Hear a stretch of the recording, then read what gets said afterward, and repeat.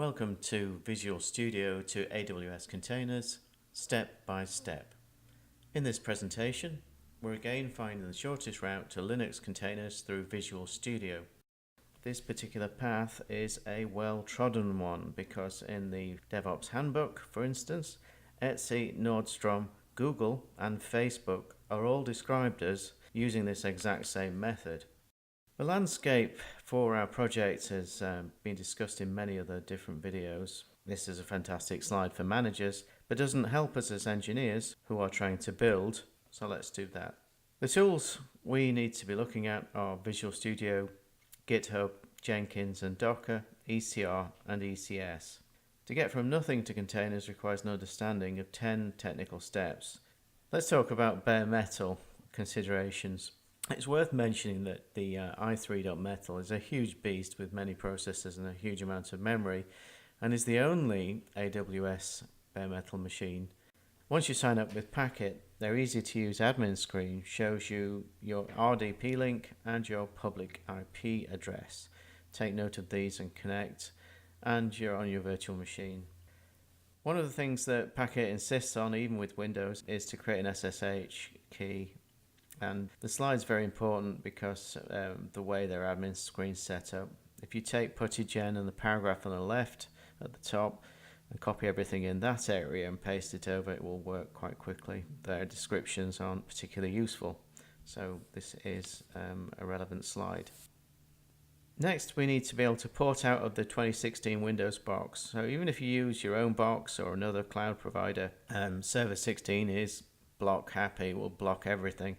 So just remember to unblock your inbound connections, and the slide details how. You'll also then need to unlock port 8080, and this is to allow GitHub to speak to Jenkins.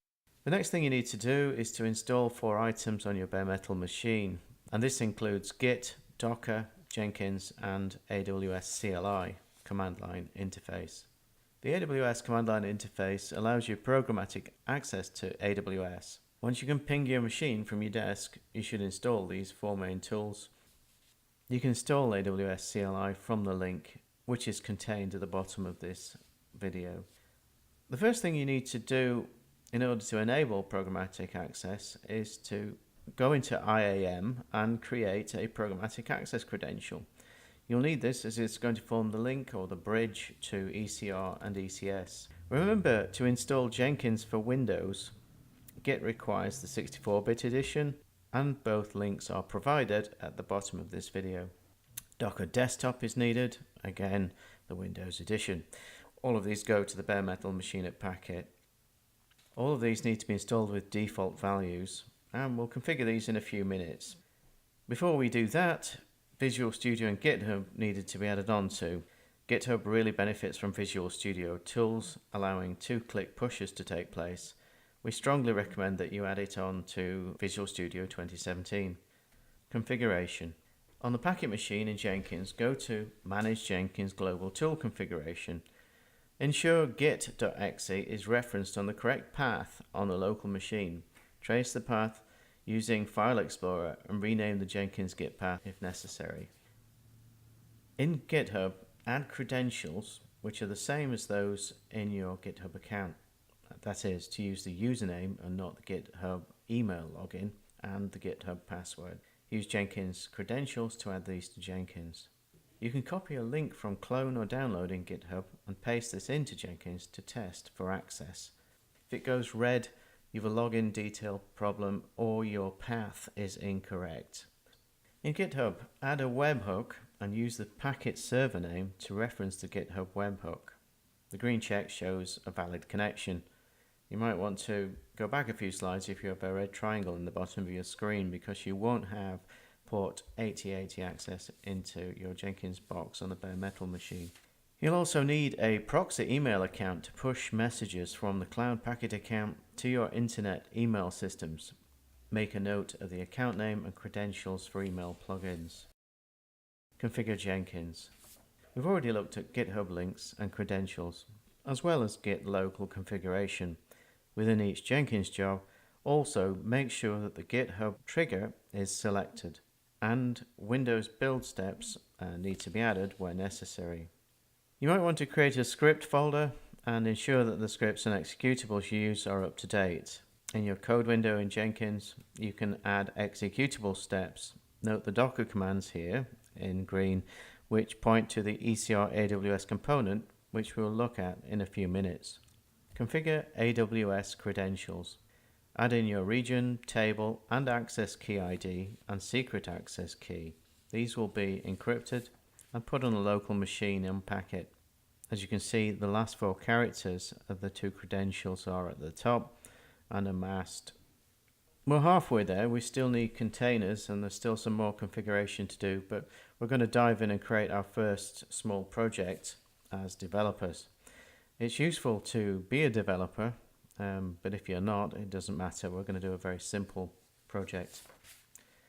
In Visual Studio, navigate to Visual C# and Web and ASP.NET Core and select the web application first. Your developers will use microservices. Alter the page to allow the differences to be observed by changing the HTML tag on the right hand side.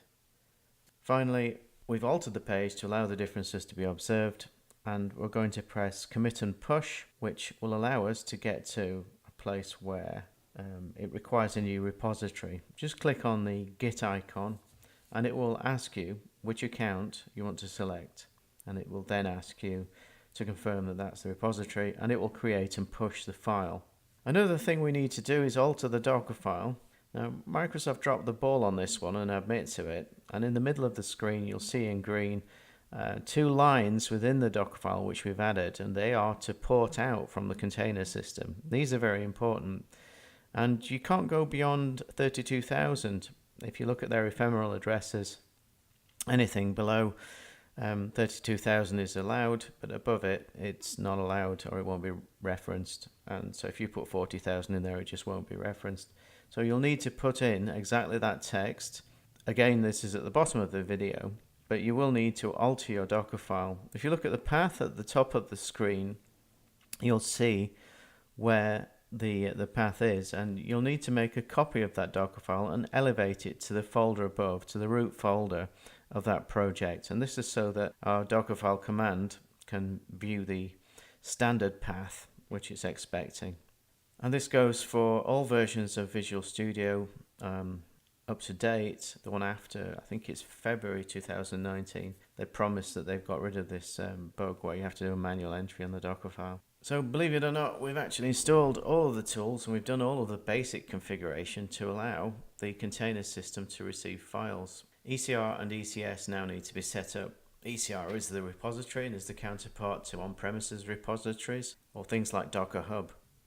ECS is the container system which is fed from a repository, in this case ECR.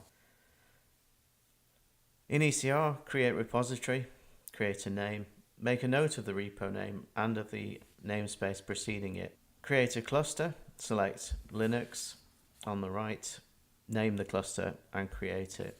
After creating a cluster, use the repo name and the microservice name in the image and put this into the first box that's highlighted. Your container port should reference your Dockerfile port, the one we showed you. The host port and the container port should both be less than 32,000. Remember that this is a static port. The 10,006 example there is the one that we'll use with an IP address. The 30,000 is just to allow the container to container out of its system. As you may recall, the image at the top appears in your Jenkins Docker command page earlier on, and it's here we are going to push to ECR. Next, create a task definition, and you'll need to look at the changes on the screen very carefully and copy those. Finally, a service is the last thing to be added. Same again, look at what's in there and make sure that you do the same. And that's it. You've created a registry and a container service, but the underlying subsystems, everything from Jenkins, AWS CLI through to GitHub, they're all equally important, and the configuration is of the same level of importance too. Okay, so let's put it all together and look at an actual click-through which will use all of these components.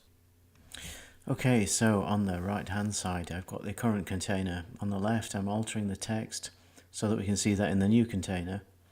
I'm going to the change menu I'm going to alter the version number, and I'm going to commit and push the container. So this goes through to GitHub, and on the right hand side I'm going to alter the view so that we can see more of the GitHub end. I'm closing the old container. I'm maximising the screen so that we can see what's going on. And I'm just going to refresh this one so that you can see that the version is updated. So 6 has gone up to version 12. And Jenkins has picked this up and is building using Docker. It's building an image. That's now building nicely. And if we have a look in ECR, we can see the old repository. If you look at the timing on that one, you'll notice in a moment that's going to change.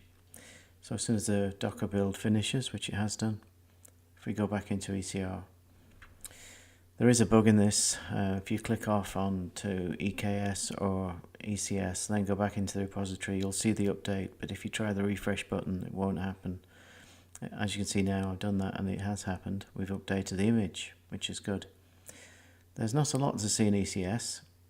The container is on ECS, not on Fargate. If we go into the email, we can see the message land, and that tells us which port and IP address. If I click on that and click on the link, there you go, a brand new container with one click.